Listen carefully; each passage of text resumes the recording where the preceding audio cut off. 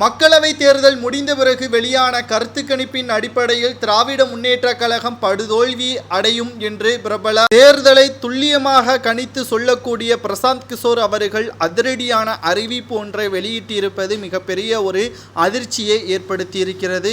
திராவிட முன்னேற்றக் கழகம் தற்பொழுது நடைபெறக்கூடிய மக்களவை தேர்தல் முடிந்த பிறகு வெளியான கருத்து கணிப்புகள் அடிப்படையில்தான் அவர் தற்பொழுது எத்தனை இடங்களில் திராவிட முன்னேற்றக் கழகம் வெற்றியடையும் என்பதை கூறியிருக்கிறார். சுமார் 7 முதல் 12 தொகுதிகள் வரைதான் திராவிட முன்னேற்றக் கழகம் தமிழகத்தில் வெற்றியடையும் என்றும் மக்கள் திராவிட முன்னேற்றக் கழகத்தின் மீது கடும் அதிருப்தியிலும் கோபத்திலும் இருப்பதாக பிரசாந்த் கிஷோர் அவர்கள் கூறியுள்ளார். பல முறை இவர் கூறிய கருத்து கணிப்புகள் அனைத்தும் அப்படியே நடந்திருக்கிறது.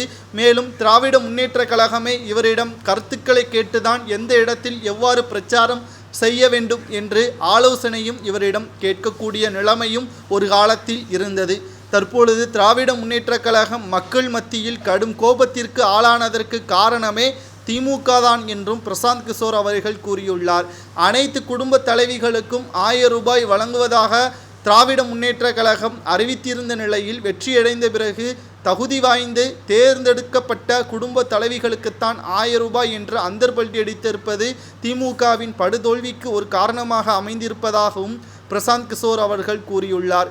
மேலும் அனைத்து விதமான போதை மருந்து கடத்தல், கொள்ளை சம்பவம், கொலை மற்றும் கஞ்சா தமிழகத்தில் அதிக அளவில் வியாபாரம் நடைபெறுவதற்கு திமுக தான் உடந்தையாக இருப்பதாகவும் காவல்துறையினர்கள் மிக பெரிய அளவில் தமிழகத்தில் கலவரம் நடப்பதை கண்டுகொள்ளாமல் சாதாரண வழக்குகளை மட்டும்தான் விசாரணைக்காக மக்களை துன்புறுத்துவதாகவும் பல்வேறு குற்றச்சாட்டுகளும் திமுகவினர்கள் மீது சுமர்த்தப்பட்டிருப்பதாக பிரசாந்த் கிஷோர் அவர்கள் கூறியிருப்பது அதிர்ச்சியை ஏற்படுத்தியிருக்கிறது.